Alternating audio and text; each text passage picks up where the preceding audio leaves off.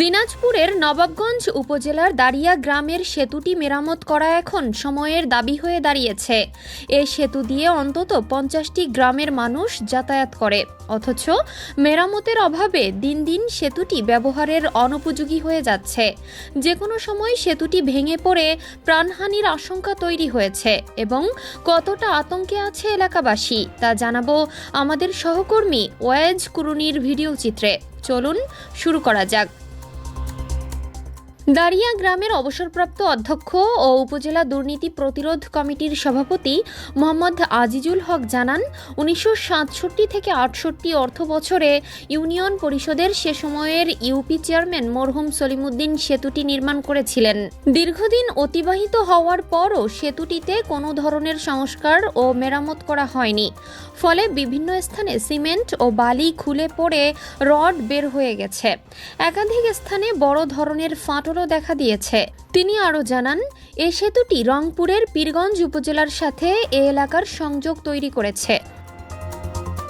প্রধানমন্ত্রী শেখ হাসিনার নির্দেশে করতোয়া নদীতে জন্তিপুরের ঘাটে বড় সেতু নির্মিত হওয়ার কর্মসূচি গ্রহণ করা হয়েছে।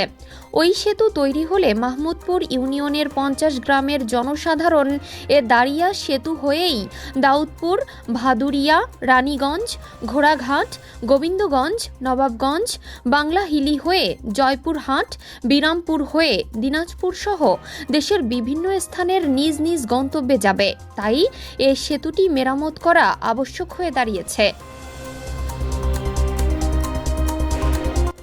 দারিয়া ব্রিজ সম্পর্কে আমরা এখন এখানকার চেয়ারম্যানের সঙ্গে কথা বলবো।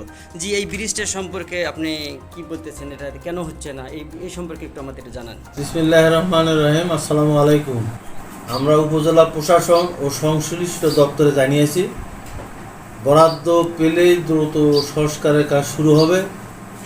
ততদিন সবাইকে অনুরোধ করব অতিরিক্ত সতর্ক থাকতে। জনগণের নিরাপত্তায় আমাদের অগ্রাধিকার।